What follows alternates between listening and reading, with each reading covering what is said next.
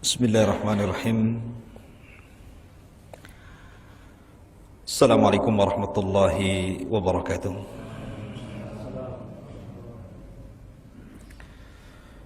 Alhamdulillah wassalatu wassalamu ala Rasulillah wa ala alihi wa sahbihi wa mawalah wa la hawla wa la quwata illa billahi wa ba'du.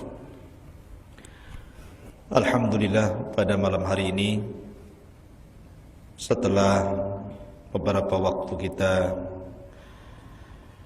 tidak mengadakan kajian karena terpisah dengan Ramadan, dan alhamdulillah malam ini kembali kita memulai kajian kita yang sudah vakum lama. Dan malam ini kita akan menjelaskan satu kisah yang disebutkan dalam Al-Quran dari Qasasul Anbiya, kisah-kisah para nabi, yakni tentang qissatu Nabiyillahi Syu'aib alaihi salatu wassalam, kisah salah satu dari 4 nabi Arab. Dan sering saya ulang-ulang bahwa nabi yang berasal dari bangsa Arab itu cuma 4. Pertama, Nabi Hud, dan diabadikan dalam Al-Quran sebagai satu di antara nama-nama suratul Hud. Kemudian yang kedua, Nabiullah Saleh, yang diutus kepada bangsa Thamud. Kemudian yang ketiga, Nabi Syu'aib, yang kita akan ceritakan kisahnya. Dan yang terakhir, Nabiullah Muhammad sallallahu alaihi wa ala alihi wasallam, sebagaimana hadis yang datang dari hadis Abi Dar radhiyallahu anhu. Kita akan mengkisahkan kisah Nabiullah Syu'aib ini, dicantumkan dalam suratul Hud ayat 84 dan seterusnya. Allah Subhanahu wa taala berfirman di dalam surah ke-11 surah Hud ayat 84, wa ila madyana akhahum syu'aiban, dan kepada penduduk Madian kami utus saudara mereka Syu'aib. Di dalam surah A'raf beda lagi. Allah Subhanahu wa taala mengatakan kadzabat ashabul aikati al-mursalin, telah mendustakan kaum Aikah terhadap para rasul. Dari sini menunjukkan bahwa Nabi Syu'aib ini sebenarnya diutus kepada bangsa Aikah atau kepada bangsa Madian. Karena dalam surah Hud disebutkan Madian, dalam surah Al-A'raf disebutkan Aikah. Sebagian para ulama mengatakan bahwa Aikah itu negeri berbeda dan Madian berbeda, dan Hud diutus kepada kedua negeri tersebut. Tapi ada yang mengatakan bahwa Aikah itu adalah di bawah Madian. Dan ada juga yang mengatakan yang dimaksud Aikah itu dinisbatkan kepada sesembahan bangsa Madian, karena Aikah itu adalah pohon yang disembah. Jadi bangsa Madian itu menyembah pohon, namanya Aikah. Makanya di sini Allah Subhanahu wa taala mengatakan wa ila madyana akhahum syu'aiban, dan kepada bangsa Madian Allah utus saudara mereka. Kalimat saudara mereka bahwa Syu'aib itu tidak asing bagi bangsa Madian. Artinya bangsa Madian itu tahu dari kecil bagaimana Syu'aib ini tumbuh menjadi remaja, kemudian dewasa, kemudian menjadi nabi. Sebagaimana Nabi SAW juga demikian. tumbuh di tengah-tengah orang-orang Quraisy. Dan orang Quraisy tahu bagaimana masa kecilnya Rasul, masa remajanya Rasul, dan masa dewasa sampai diangkat jadi Nabi. Mereka tahu masa kecilnya. Sehingga ketika mereka tahu, tentu mereka tahu bagaimana kehidupan Rasul yang diutus itu. Dan ketika Allah Subhanahu wa ta'ala sudah mempersiapkan satu orang untuk dijadikan utusannya, tentu Allah Subhanahu wa ta'ala akan menjaga dia dari kecil. Makanya Nabi SAW sedari kecil tidak dikenal bohong, tidak dikenal pendusta, tidak dikenal minum khamr, tidak dikenal berzina, tidak dikenal nyembah patung, gitu kan. Sehingga ketika dia menjadi Rasul dan mengaku menjadi Rasul, tidak ada alasan untuk tidak diterima. Karena tidak ada hal yang cacat dari segi akhlak dia. Begitu juga Syuaib. Syuaib itu diambil dari saudara mereka sendiri, dari kaum Madian sendiri. Dan kaum Madian tahu siapa Syuaib. Bahkan di antara para nabi dan rasul yang disebut dengan Khatibul Anbiya, oratornya para nabi, adalah Nabi Syuaib. Nabi Syuaib ini kalau ngomong itu bahasanya fasih, bahasanya indah, kedalaman bahasanya luar biasa. Maka disebut Khatibul Anbiya, khatibnya para nabi, Nabi Syuaib ini. Nah di sini Allah mengatakan wa ila madyana akhahum Syuaibah, dan kepada penduduk Madian Allah utus saudara mereka Syuaib. Siapa Syuaib itu? Menjadi khilaf para ulama tentang siapa Syuaib itu. Ada yang mengatakan Syuaib itu adalah cucunya Nabi Lut. Jadi Lut itu punya dua putri yang Allah Subhanahu wa ta'ala selamatkan bersama Lut ketika negeri Sodom dihancurkan Allah. Dan istrinya tidak selamat karena istrinya Nabi Lut itu kufur. Dan Allah Subhanahu wa ta'ala menjadikan permisalan wanita-wanita kafir dalam Al-Quran, salah satunya adalah istrinya Lut. Jadikan permisalan istrinya Lut dan istrinya Nuh. Tetapi dua putri Lut itu selamat bersama Lut. Kemudian karena Allah selamatkan Lut dan putrinya, maka dia pun kemudian kembali bergabung dengan pamannya Nabiullah Ibrahim alaihi salatu wassalam. Dari situlah mereka hijrah menuju Syam. Lah salah satu putri Lut ini kemudian punya anak namanya Syuaib. Jadi Syuaib itu putra dari putrinya Nabi Lut. Ini salah satu pendapat.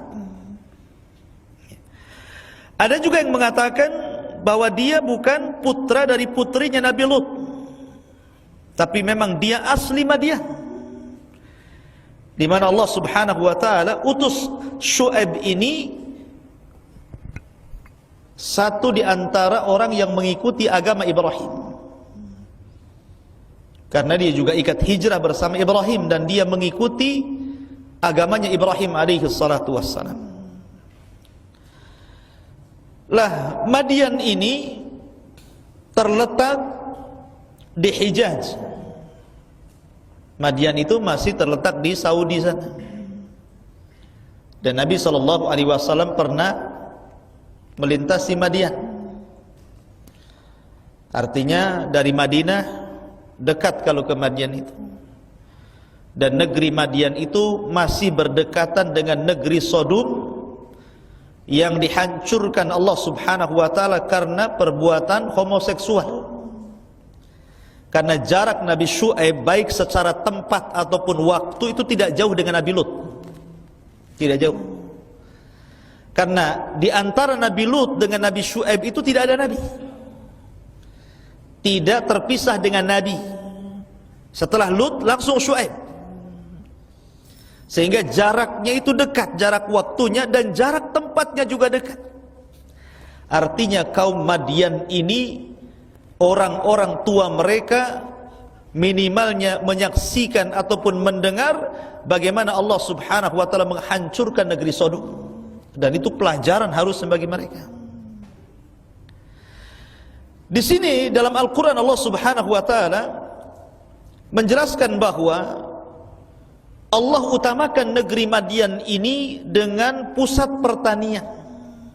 Jadi mereka itu suka bertani dan suka berdagang, dan Allah Subhanahu wa taala berikan nikmat kepada mereka luar biasa. Pertaniannya subur dan perdagangannya untung.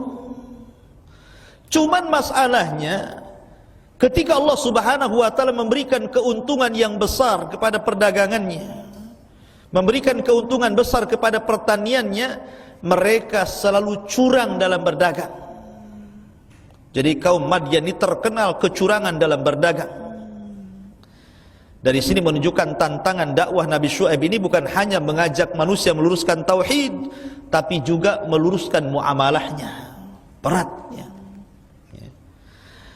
Di sini Allah Subhanahu wa taala menyebutkan ada 3 penyimpangan yang harus diluruskan oleh Nabi Syuaib terhadap kaumnya. Pertama, Allah mengatakan, ya qaumi ibudullaha ma lakum min ilahin ghairu. Ya qaumi ibudullaha ma lakum min ilahin ghairu. Ini penyimpangan pertama kaum Nabi Syuaib. Kesyirikan, menyembah Aikah. Sekali lagi, Aikah itu pohon yang disembah. Lah, orang nyembah pohon itu di zaman Nabi sudah ada. Seperti ketika Nabi SAW berangkat dari Madinah menuju Hunain. Kita tahu bahwa perang Hunain ini berbeda dengan perang-perang yang lainnya. Kalau dalam perang Badar, dalam perang Uhud, kaum muslimin itu minoritas dan orang-orang kafir mayoritas. Tapi dalam perang Hunain terbalik. Justru umat Islam itu mayoritas dan orang kafir minoritas. Jadi mereka lebih banyak dibandingkan musuhnya. Dan orang-orang yang banyak bergabung dalam perang Hunain itu justru hudatsa'u ahdi bi kufrin, orang-orang yang baru masuk Islam. Sehingga akidahnya masih goyang. Masih goyang-goyang akidahnya. Perlu tarbiyah dan tasfiyah. Lah, ketika karena perjalanan Hunain cukup jauh, mereka pun istirahat di sebuah tempat yang di situ ada pohon, namanya pohon bidara. Dan pohon bidara itu pohon yang sangat luar biasa, banyak manfaat di dalamnya. Makanya Nabi SAW menjadikan pohon bidara itu daunnya untuk meruqyah. Jadi kalau orang kena pelet, ya, kena santet pelet, guna-guna, gitu,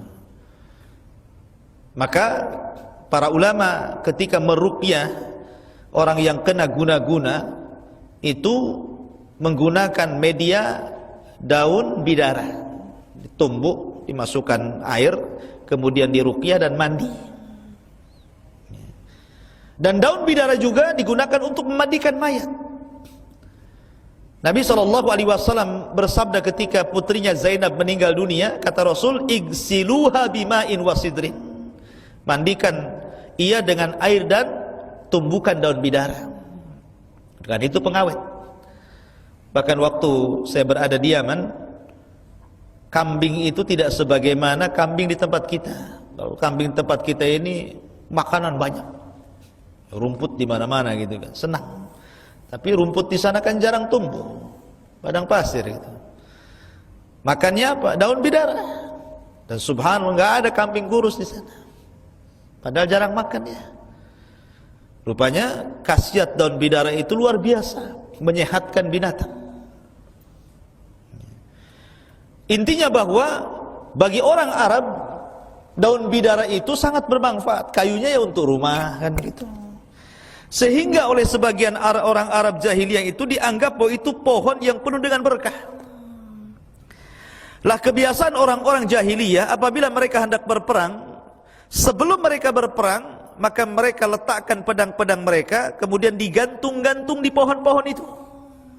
dengan sebuah keyakinan tabarrukan ila syajar, mencari berkah dari pohon itu, supaya ada kekuatan yang mengalir dari pohon itu ke pedang-pedang mereka, dan ketika mereka menggunakan untuk jihad menurut keyakinan mereka, maka pedang itu akan mudah membunuh musuh. Itu keyakinan jahiliyah. Maka ketika sahabat ini yang baru masuk Islam ini melihat pohon itu, dia terkenang dulu. Semasa jahiliyah kalau perang itu gantungkan dulu pedangnya di situ. Maka dia datang kepada Nabi SAW dan mengatakan, ya Rasulullah, ij'al lana dhata anwatin kama lakum dhatu anwat. Rasul, jadikan untuk kami gantungan pedang juga lah, sebagaimana mereka orang-orang musyrik punya gantungan-gantungan pedang. Ya. Ini sahabat nih, sudah diberikan hidayah malah mau sesatkan gitu. Maka Rasul marah. Allahu Akbar, kata Rasul. Innakum kama qalat banu Israel li Musa, ij'al lana ilahan kama lahum aliha, innakum qaumun tajhalun. Kali ini persis seperti Bani Israel, kata Rasul.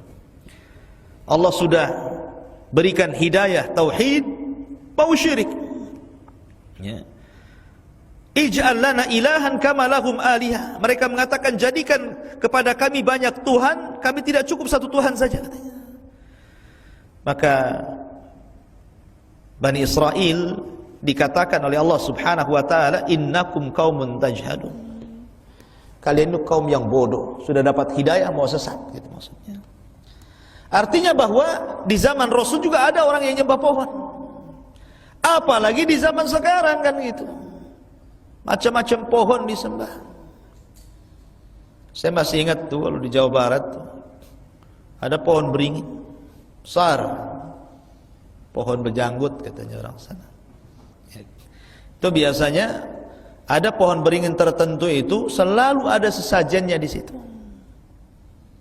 Kalau saya lihat dulu, perhatikan sesajennya itu biasanya beras, kemudian ikan teri, ya, kadang-kadang telur dibelah dua, gitu kan.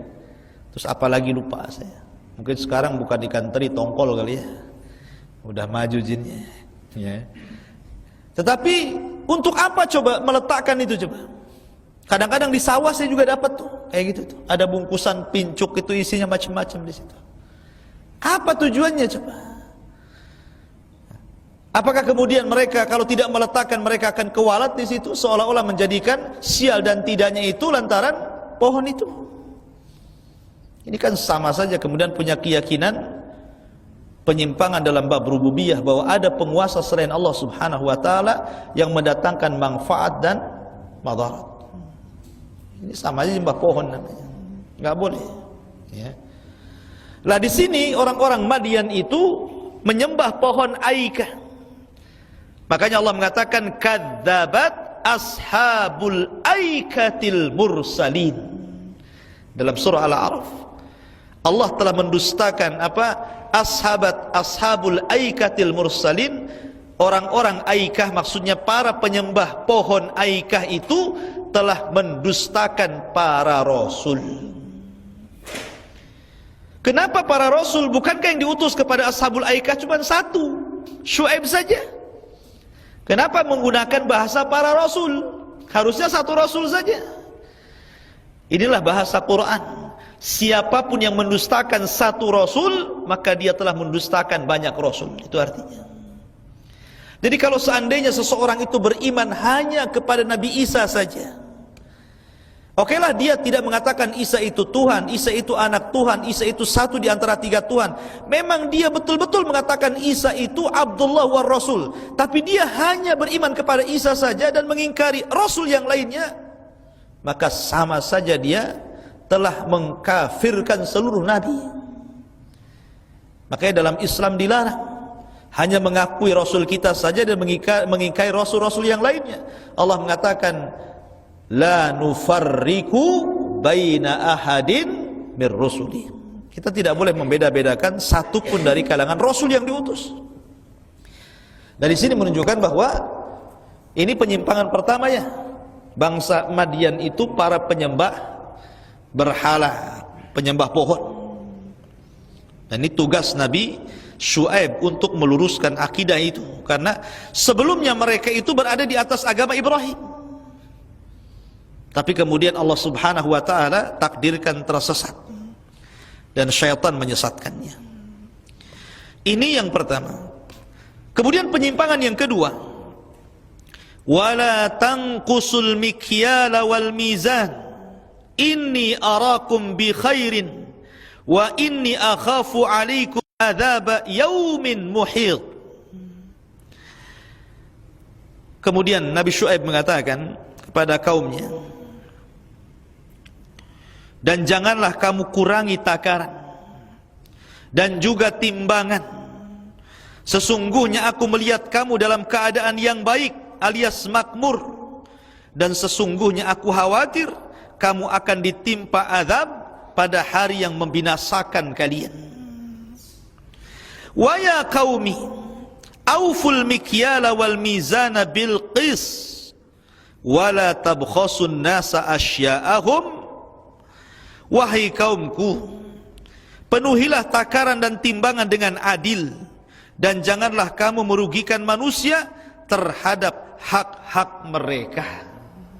Ini kecurangan kedua, penyimpangan kedua kaum Madian apa? Curang dalam berdagang, curang dalam bermuamalah. Makanya Allah mengatakan apa? Wailun lil mutaffifin alladzina idza iktalu 'alan nas yastawfun wa idza kaluhum aw wazanuhum yukhsirun. Celaka, kecelakaan bagi orang-orang yang mutaffifin. Siapa mutaffifin itu? Kalau dia jadi penjual, kalau dia posisinya penjual, dia kurangi tuh takarannya, kurangi literannya, kurangi meterannya, dia kurangi itu. Kalau dia jadi penjual.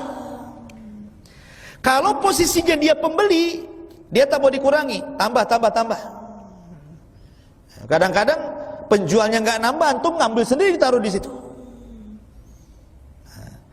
Ini namanya mutaffifin, dan itu kebanyakan di masyarakat kayak gitu itu. Tambahlah katanya, si korting. Kalau jadi penjual nggak dapat segitu. Kadang-kadang saya lihat ada tengok YouTube, ya. Jadi ketika ini jual buah nih ceritanya. Jadi dia udah milih buah bagus, cantik-cantik, dia milih buah itu, dikresekin. Kemudian pas ditimbang itu di bawah tuh, rupanya dia sudah buat kresek-kresek di bawah itu. Coba bayangkan. Jadi yang bagus-bagus yang ditimbang ditaruh, dia sambar kresek yang sudah dikreseki sebelumnya, yang campuran antara baik yang buruk dikasihkan, dan dia nggak pernah memeriksa, sampai di rumah busuk semua kan itu. Ada yang seperti itu. Masalahnya siapa itu yang rekam itu? Ya, kok saya tahu pula? Makanya saya teringat dengan sabda Nabi Sallallahu Alaihi Wasallam. Jadi ketika Nabi itu jalan ke pasar, Nabi melihat ada orang yang sedang jual beras gandum. Namanya orang pergi ke pasar ingin beli beras, tentu kan diraba-raba beras ini. Ya kan, orang beli beras kan kalau zaman dulu, kalau sekarang kan karungan susah ya. Kalau ditumpuk-tumpuk kan mesti diraba-raba, bagus enggak gitu kan. Jadi tanpa sadar Nabi Shallallahu Alaihi Wasallam memasukkan jarinya ke dalam tumpukan gandum itu. Rupanya basah di dalamnya. Kemudian Nabi SAW bertanya, kenapa ini gandum di atasnya kering, di bawahnya basah? Maka sang penjual gandum mengatakan, ya Rasulullah, asabat humatar. Oh, gandum itu kena hujan Rasul. Rasul itu kan gak bodoh.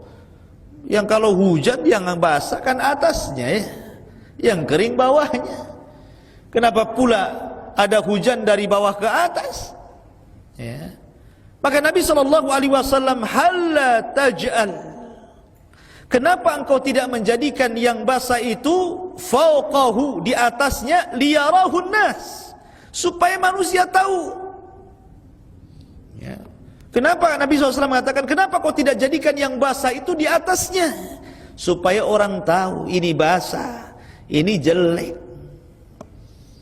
Dan itu Masya Allah gitu kan, memang Kita lihat di dunia-dunia, terutama orang jual buah-buahan, kan seperti itu ya. Kadang-kadang ditumpuk-tumpuk yang bagus, kadang di atasnya itu. Ketika beli bang 1 kilo, ambil piring, langsung seok gitu kan. Padahal yang bau busuk-busuk tuh. Ya tapi tidak semua pedagang buah seperti itu ya. Maksudnya ada yang seperti itu. Lah dari sini khawfin memuliakan Allah Subhanahu wa taala, inilah yang dilakukan kaum Syuaib itu seperti ini, curang dalam berdagang. Mereka adalah mutaffifun. Ya, jadi kalau jadi pedagang suka ngurangi leteran, ngurangi timbangan, ngurangi meteran, tapi kalau jadi pembeli pengennya ditambah, pengennya minta korting, pengennya minta diskon. Nah, ini. Jadi tidak barokah ya, penjualannya. Kemudian yang ketiga di antara penyimpangan kaum Syuaib adalah wala ta'tsau fil ardi mufsidin. Kata Nabi Syuaib, dan janganlah kamu membuat kejahatan di bumi dengan berbuat kerusakan. Dari sini kata para ulama tafsir bahwa kebiasaan Madian itu, mereka adalah para perampok padang pasir. Jadi kebanyakan mereka itu para perampok. Jadi kalau ada musafir yang hendak berjalan ke negeri yang lain dan tidak ada jalur kecuali lewat Madian, habislah itu barang itu, dirampoknya. Ya, jadi banyak bajing loncat bahasanya. Bahkan saya pernah dakwah ke daerah Sumatera gitu kan, saya tidak sebut daerahnya. Waktu itu tur daurah selama 2 minggu, mulai dari Palembang berakhir di Bengkulu ya. Jadi pesawatnya ke Palembang, berakhirnya di Bengkulu. Nah, sepanjang perjalanan dakwah itu kadang di sini 3 hari sampai ke Bengkulu. Jadi saya lewat di sebuah desa ya. Kemudian orang-orang itu ngasih tahu, jadi memang dikawal itu dalam safari dakwah itu, karena takut kalau seandainya tengah jalan dibegal. Jadi ceritalah nih salah satu kawan ini, Ustaz, nih desa kalau antum lurus ke sana ini ada desa namanya Anu. Itu satu kampung jadi perampok. Jadi saya tanya, apa memang profesinya perampok? Maksudnya sepanjang tahun dia ngerampok saja? Oh tidak, mereka itu ada penghasilan pertanian. Jadi kalau hasilnya turun ngerampok katanya. Terkadang ngerampok itu, terkadang sesama perampok merampok. Itu yang aneh. Ini orang ini ngerampok, tetangganya juga ngerampok. Kadang-kadang ngerampok juga tetangganya, asal jangan ketahuan aja. Ya kan? Sampai seperti itu. Ada juga daerah kayak gitu kan. Memang negeri kita ini kan unik gitu. Ada yang satu kampung pengemis semua. Kalau antum nikah sama wanita kampung itu, maharnya harus ngemis dulu. Ya, mungkin sama juga di situ ya, maharnya ngerampok juga gitu kan. Jadi kita lihat ini kondisi-kondisi seperti ini juga, ini warisan daripada kaum Madian. Dan ini dihadapkan ketiga persoalan nih Nabi Syuaib ini. Ya, dia menghadapi kaumnya yang melakukan persekutuan dengan Allah Subhanahu wa taala. Yang kedua, melihat kecurangan dan kerusakan muamalah keseharian mereka dalam usaha dan ekonomi. Kemudian yang ketiga, mereka adalah para perampok. Bayangkan, seorang nabi diutus kepada umat yang rusak dari semua segi. Makanya wajar Allah Subhanahu wa taala memilih siapa? Syuaib, karena Syuaib itu khatibul anbiya. Fasih, ucapannya itu fasih, lembut, ya, orator gitu kan. Karena kaum yang dihadapinya ini rusak dari semua segi. Akidahnya, muamalahnya, akhlaknya, tiga-tiganya rusak. Maka di sini ikhwafil memuliakan Allah Subhanahu wa taala. Kemudian Allah Subhanahu wa taala melanjutkan dalam surah Hud ayat yang ke-85, baqiyatullahi khairun lakum in kuntum mu'minin wa ma ana 'alaikum bihafidh. Sisa yang halal dari Allah adalah lebih baik bagimu jika kamu beriman kepada Allah, dan aku bukanlah seorang penjaga atas dirimu. Jadi Nabi Syuaib dari awal dia terus menasihati, sembahlah Allah, adilah dalam timbangan, jangan suka curang, jangan ngerampok. Ya, dinasihati itu. Yang halal itu lebih baik dibandingkan yang haram. Karena apa? Nabi Syuaib ini melihat bahwa Allah Subhanahu wa taala memberikan kemakmuran kepada mereka. Mereka itu bukan, Madian itu bukan negeri yang miskin, bukan. Yang harus merampok itu enggak. Yang harus meminta-minta, mereka Allah berikan kekayaan yang cukup. Ya. Tetapi mereka tidak bersyukur dengan itu. Makanya kemudian teruslah Nabi Syuaib ini menasihati mereka, mulai meluruskan tauhid, meluruskan muamalah ekonomi, termasuk juga meluruskan akhlak mereka. Harusnya seorang muslim, orang yang berakal, kalau diberikan nasihat itu berterima kasih. Ya, jazakallah khairan. Kalau antum tidak ingatkan saya, siapa lagi yang mengingatkan saya? Harusnya seperti itu. Karena orang yang tidak mau menerima nasihat orang lain itu namanya kibar, sombong. Sombong itu batrul haq, menolak kebenaran, menolak nasihat. Kita lihat jawaban kaum Syuaib ini. Qalu, kaum Syuaib mengatakan, ya Syuaibu, as-salatuka ta'muruka an natruka ma ya'budu abauna? Hei Syuaib, apakah agamamu, keyakinan yang kau bawa kepada kami, yang menyuruhmu agar kami meninggalkan apa yang disembah nenek moyang kami? Au an naf'ala fi amwalina ma nasha, ataupun melarang kami mengelola harta kami menurut cara yang kami kehendaki. Lihat, paradigma sekuler ini sudah ada sejak zaman Madian. Seolah-olah kaum Nabi Syuaib ini, bangsa Madian ini mengatakan kepada Syuaib, hei Syuaib, ngapain agamamu itu ikut campur dalam urusan dagang? Itulah. Pisahkanlah, kalau soal agama ini dagang. Kenapa agamamu masuk ke masalah dagang, masuk ke masalah harta, masuk ke masalah sholat, ke masalah ibadah? Mereka maunya apa? Agama-agama, muamalah-muamalah. Sudah, jangan ikut campur lah gitu kan. Rupanya paradigma sekuler ini juga hari ini seperti itu.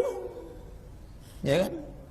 Ada orang yang tidak yakin bahwa Islam itu agama sempurna dan paripurna, mencakup segala sesuatu yang dihajatkan manusia. Padahal Nabi SAW pernah mengatakan kepada Salman Al-Farisi radhiyallahu anhu, ketika Salman ditanya oleh orang Yahudi, ya Salman, hal yu'allimuka nabiyyuka kulla syai'in hatta al-khira'ah? Hei Salman, apakah nabimu mempelajari segala sesuatu kepadamu, memberikan pelajaran segala sesuatu kepadamu sampai kepada urusan jamban?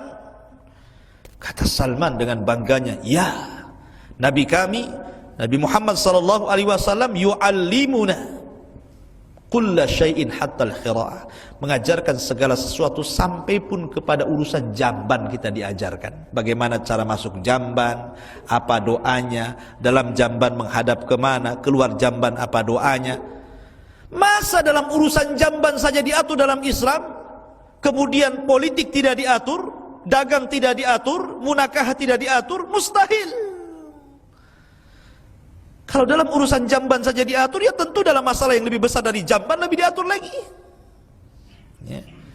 Jadi Islam itu mengatur soal akidah manusia, soal ibadah manusia, soal muamalah manusia, soal akhlak manusia, diatur dalam Islam.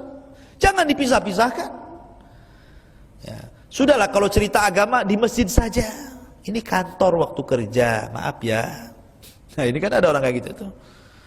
Ya, coba antum cerita agama di kantor, ada orang-orang yang akan seperti itu.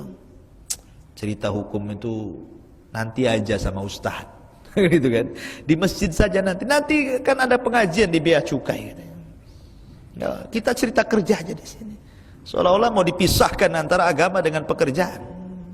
Nih kaum Nabi Syuaib nih, Kayak gitu tuh. Dia mengatakan, "Hei Syuaib, ngapain agama mengatur-ngatur kami?" gitu maksudnya. Masuk ke sholat, masuk ke masalah ibadah, masuk ke muamalah, masuk ke macam-macam gitu kan. Seolah-olah agama itu lain dan urusan dunia itu lain. Masya Allah ikhwan. Ya. Dan itu terjadi di negeri kita ini. Paham-paham liberal sudah masuk. Ya, karena paham liberal ini lahir daripada sekuler. Kemudian, innaka la antal halimur rasyid. Sesungguhnya engkau benar-benar orang yang sangat penyantun lagi pandai. Ini bukan memuji, ya.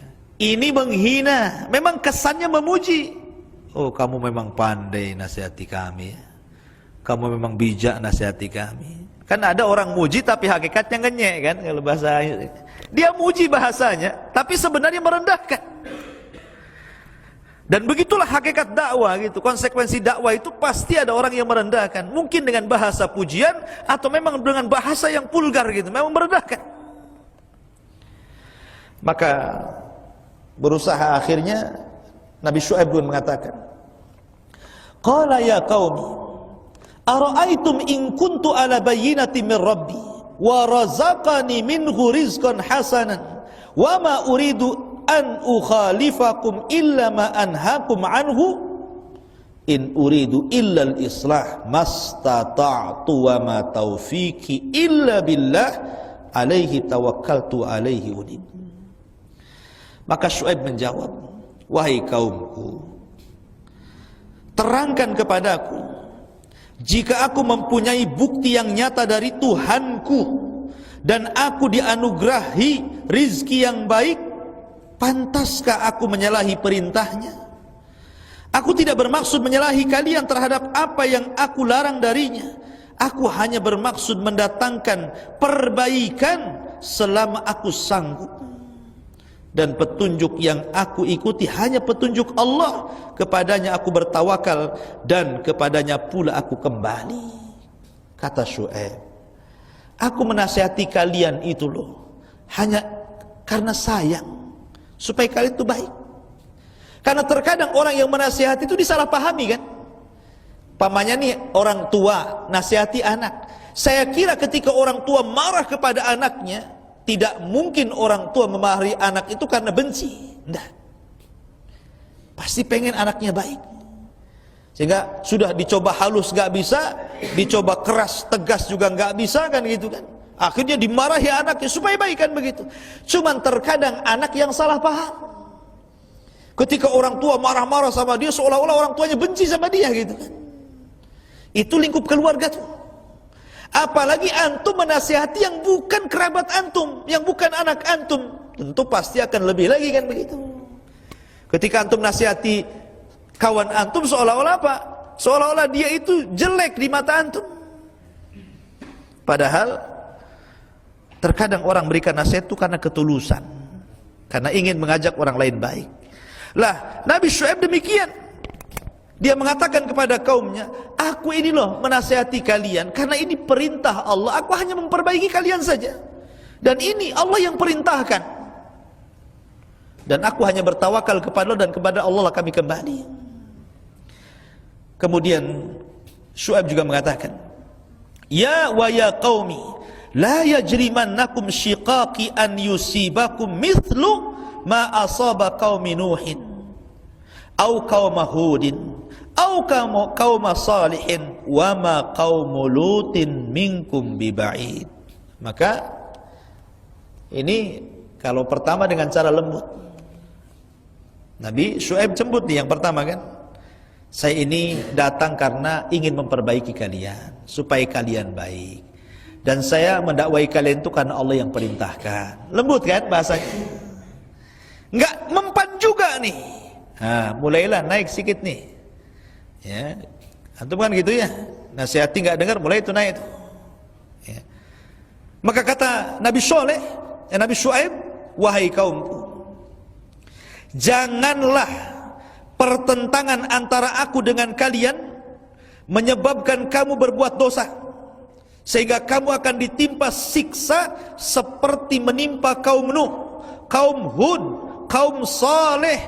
Sedangkan kaum Lut yang diazab itu tidak jauh jaraknya dari kamu. Diingatkan dengan azab. Ya. Bahasa kita ini, barusan kemarin ada tsunami, barusan kemarin ada gempa, gitu kan. Apa kalian mau juga dikirim seperti itu oleh Allah Subhanahu wa taala, gitu maksudnya. Jarak antara kalian dengan Nabi Lut itu tidak panjang. Dan sebagian orang-orang tua kalian menyaksikan bagaimana kisah-kisah yang mengerikan dihancurkannya negeri Sodom. Apa kalian juga mau dihancurkan seperti Allah hancurkan negeri Sodom? Mulai diancam tuh. Ya, naik lagi di tingkatan nasihatnya. Maka Nabi Syuaib mengatakan, "Wastaghfiru rabbakum thumma tubu ilaihi, inna rabbi rahimun wadud." Dan mohonlah ampunan kepada Allah Tuhanmu, kemudian bertobatlah kepadanya, sesungguhnya Tuhanku Maha Penyayang lagi Maha Pengasih. Sampai di sini nasihat Syuaib. Subhanallah, nasihat yang luar biasa. Tapi lihat bagaimana jawaban kaumnya. Qalu ya Syuaibu ma nafqahu katsiran mimma taqul wa inna lanaraka fina dha'ifa walaula rahtuka larajamnak. Hei Syuaib, kami tidak banyak mengerti tentang apa yang kau katakan itu. Sedangkan kenyataannya kami memandang engkau ini seorang yang lemah antara kami. Kalaulah bukan karena kelompokmu, larajamnak, tentu kalaulah bukan karena keluargamu, tentu kami akan rajam engkau. Wa ma anta alaina bi aziz, sementara engkau pun bukan seorang yang berpengaruh sekali di lingkungan kami. Lihat, jawabannya ngeri. Ya. Jawabannya langsung mematahkan Nabi Syuaib. Pura-pura nggak paham, kurang paham gimana lagi? Gamblangnya Nabi Syuaib ini berdakwah. Kata Syuaib, jangan sembah selain Allah. Jangan kalian mengurang takaran literan. Jangan kalian merampok. Ya kan? Saya ini diperintahkan Allah untuk memperbaiki kalian. Saya ini hanya meminta taufik dari Allah untuk kesadaran kalian. Dan kalian sudah tahu bahwa dihancurkan kaum-kaum sebelumnya yang paling dekat kaum Lut. Kalian juga mendengarnya. Kurang jelas gimana? Ya, mereka mengatakan kami nggak paham apa yang kau katakan, katanya. Kaum Syuaib pura-pura nggak paham. Kan ada orang yang begitu ya, kalau dinasihati, anak nggak paham maksud antum apa gitu. Padahal sudah paham maksudnya. Dia pura-pura saja itu. Akhirnya apa? Mulai cari celah-celah ini, celah kelemahan Nabi Syuaib ini, dan mengatakan kepada Nabi Syuaib, karena keluargamu saja saya ini menghargai. Coba kalau bukan begini dan begitu, tentu begini, gitu kan? Dan kamu juga siapa? Kamu ini bukan siapa-siapa. Nah, ini mulai ini merendahkan. Ya. Maka Nabi Saleh menjawab, qala ya qaumi arahti a'azzu alaikum minallah wattaqadtumuhu wara'akum dhahriyan inna rabbi bima ta'maluna muhit. Wahai kaumku, apakah keluargaku lebih terhormat menurut pandanganmu daripada Allah? Bahkan dia kamu tempatkan di belakangmu. Ketahuilah pengetahuan Tuhanku meliputi apa yang kamu kerjakan. Dari sini Nabi Syuaib alaihi salatu wassalam terus menasihati, menanamkan akidah, menanamkan akhlak, menanamkan muamalah yang adil. Tapi Allah subhanahu wa ta'ala takdirkan memang mereka kufur. Maka datanglah untuk menutup, datanglah janji yang Allah subhanahu wa ta'ala janjikan kepada mereka. Akhirnya Allah mengutus Jibril. Kemudian Jibril berteriak dengan satu teriakan. Apa yang terjadi? Fa asbahu fi diyarihim jathimin. Maka mereka pun mati bergelimpangan di rumah-rumah mereka. Coba, mereka mendengar suara yang memekik, suara Jibril kemudian masuk ke telinga-telinga mereka, menghancurkan gendang-gendang mereka. Akhirnya mereka jadi bangkai di rumah-rumah sendiri. Ya, itulah hukumannya kepada kaum Nabi Syuaib. Karena sudah Isa, sebenarnya masih banyak ayat-ayat yang lain. Ini secara singkat kisah Nabi Allah Syuaib alaihi salatu wassalam. Subhanaka bihamdika asyhadu an la ilaha illa anta astaghfiruka wa atubu ilaik. Allahu ta'ala alam. Assalamualaikum warahmatullahi wabarakatuh.